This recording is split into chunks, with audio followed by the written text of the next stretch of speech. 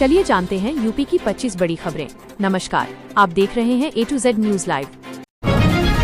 प्रतापगढ़ में 2 एसडीएम पति पत्नी का विवाद अब बेहद गंभीर हो गया है। एसडीएम दिव्या ओझा ने अपने पति अनुपम मिश्रा पर मारपीट, मानसिक उत्पीड़न और 20 करोड़ रुपए दहेज मांगने का आरोप लगाया है। इस हाई प्रोफाइल मामले से प्रशासनिक हलकों में हड़कंप मच गया है और पुलिस ने जांच शुरू कर दी है। मथुरा में फरसा वाले बाबा की मौत के बाद हिंसा भड़क गई, जिससे पूरे इलाके में तनाव का माहौल बन गया है।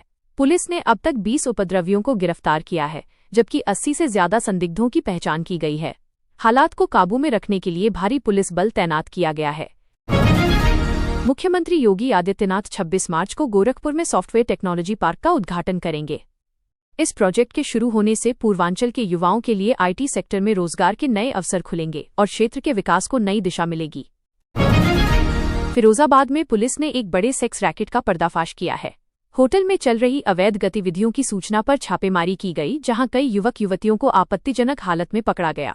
पुलिस ने होटल संचालक समेत कई लोगों के खिलाफ केस दर्ज कर कार्रवाई शुरू कर दी है।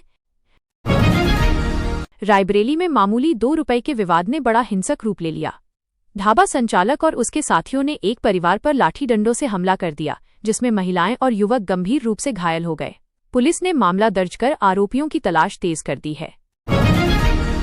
उन्नाव में आगरा लखनऊ एक्सप्रेसवे पर बड़ा सड़क हादसा हुआ है। एक बस अनियंत्रित होकर डिवाइडर से टकराकर पलट गई, जिसमें एक महिला की मौके पर मौत हो गई और 20 से ज्यादा यात्री घायल हो गए। प्राथमिक जांच में ड्राइवर की लापरवाही को हादसे का कारण माना जा रहा है। रामपुर में बिजली विभाग के जूनियर इंजीनियर ने आत्महत्या कर ली है। शुरुआती जांच में पारिवारिक विवाद और मानसिक तनाव को वजह बताया जा रहा है। पुलिस ने शव को पोस्टमार्टम के लिए भेजकर मामले की जांच शुरू कर दी है और परिजनों से पूछताछ की जा रही है। संत कबीर नगर के 2 युवक नेपाल में नदी में नहाते समय तेज बहाव में बह गए। घटना के बाद से दोनों की तलाश के लिए लगातार सर्च ऑपरेशन चलाया जा रहा है। परिजन भी मौके पर पहुंच चुके हैं और प्रशासन से मदद की गुहार लगा रहे हैं। गोंडा में पुलिस और पशु चोरों के बीच देर रात मुठभेड़ हो गई। पुलिस ने जवाबी कार्रवाई में एक बदमाश को घायल कर दिया और 5 आरोपियों को गिरफ्तार कर लिया। इनके पास से अवैध हथियार और चोरी में इस्तेमाल होने वाले उपकरण बरामद हुए हैं। कानपुर में प्राकृतिक गैस की भारी कमी के कारण उद्योगों पर संकट गहराता जा रहा है। कई फैक्ट्रियों का उत्पादन ठप हो गया है, जिससे करोड़ों का नुकसान हो रहा है और हजारों मजदूरों की नौकरी खतरे में पड़ गई है। डिप्टी सीएम ब्रजेश पाठक ने समाजवादी पार्टी पर तीखा हमला बोला है। उन्होंने कहा कि पिछली सरकार में कानून व्यवस्था पूरी तरह खराब थी, जबकि वर्तमान सरकार में महिलाओं की सुरक्षा को प्राथमिकता दी जा रही है और अपराधियों के खिलाफ सख्त कार्रवाई हो रही है। प्रधानमंत्री आवास योजना के तहत लाभार्थियों को सख्त चेतावनी दी गई है। जिन लोगों ने पहली किस्त लेने के बाद भी मकान निर्माण शुरू नहीं किया है, उनके खिलाफ कार्रवाई की जाएगी और जरूरत पड़ने पर रिकवरी भी की जा सकती है। एटा जिले में ईद के दिन एक बेहद दुखद घटना सामने आई। युवक की हार्ट अटैक से मौत हो गई और बेटे की मौत का सदमा सहन न कर पाने पर पिता ने भी दम तोड़ दिया, जिससे पूरे गांव में शोक की लहर फैल गई। लखनऊ में मैट्रिमोनियल साइट के जरिए महिला के साथ धोखाधड़ी और दुष्कर्म का मामला सामने आया है। पीड़िता की शिकायत पर पुलिस ने केस दर्ज कर आरोपी की तलाश शुरू कर दी है और मामले की गंभीरता से जांच की जा रही है। यूपीएसएससी ने 929 पदों पर भर्ती का नोटिफिकेशन जारी किया है। आवेदन प्रक्रिया जल्द शुरू होगी और लाखों युवाओं के लिए यह एक बड़ा मौका माना जा रहा है, जिससे रोजगार की उम्मीदें बढ़ी हैं।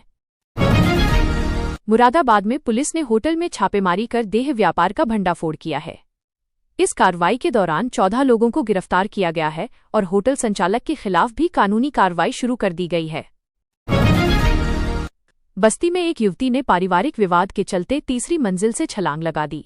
गंभीर हालत में उसे अस्पताल में भर्ती कराया गया है, जहां डॉक्टरों की निगरानी में उसका इलाज जारी है।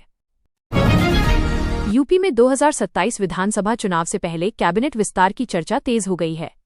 सूत्रों के अनुसार सरकार कुछ नए चेहरों को मंत्रिमंडल में शामिल कर सकती है, जिससे राजनीतिक समीकरणों में बदलाव आ सकता है। अंबेडकर नगर में स्मार्ट मीटर को प्रीपेड सिस्टम में बदला जा रहा है। अब उपभोक्ता मोबाइल की तरह बिजली का रिचार्ज कर सकेंगे, जिससे बिजली की खपत पर नियंत्रण और बिलिंग विवादों में कमी आएगी। अखिलेश यादव ने महिलाओं के लिए नई योजना का ऐलान किया है। उन्होंने वादा किया है कि सरकार बनने पर महिलाओं को 400 रुपये पेंशन दी जाएगी और समाजवादी पेंशन योजना को फिर से शुरू किया जाएगा। संजय निषाद ने अपने समाज के आरक्षण को लेकर भावुक बयान दिया है।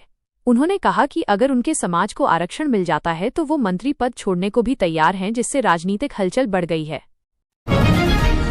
मौसम विभाग के अनुसार उत्तर प्रदेश में अब तेजी से गर्मी बढ़ेगी। अगले कुछ दिनों में तापमान 35 से 37 डिग्री तक पहुंच सकता है, जिससे लोगों को तेज गर्मी का सामना करना पड़ सकता है। ग्रेटर नोएडा में शादी वाले घर में चोरी की बड़ी घटना सामने आई है।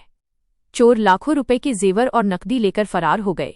पुलिस ने मामला दर्ज कर जांच शुरू कर दी है और आरोपियों की तलाश जारी है। बरेली में एक महिला दोस्त बनकर घर में रुकी और मौका पाकर बच्चे को लेकर फरार हो गई। पुलिस ने अपहरण का मामला दर्ज कर लिया है और आरोपी महिला की तलाश में छापेमारी कर रही है। सर्राफा बाजार में सोना चांदी की कीमतों में बड़ी गिरावट दर्ज की गई है। शादी के सीजन से पहले कीमत कम होने से ग्राहकों को राहत मिली है और बाजार में खरीदारी बढ़ने की उम्मीद है।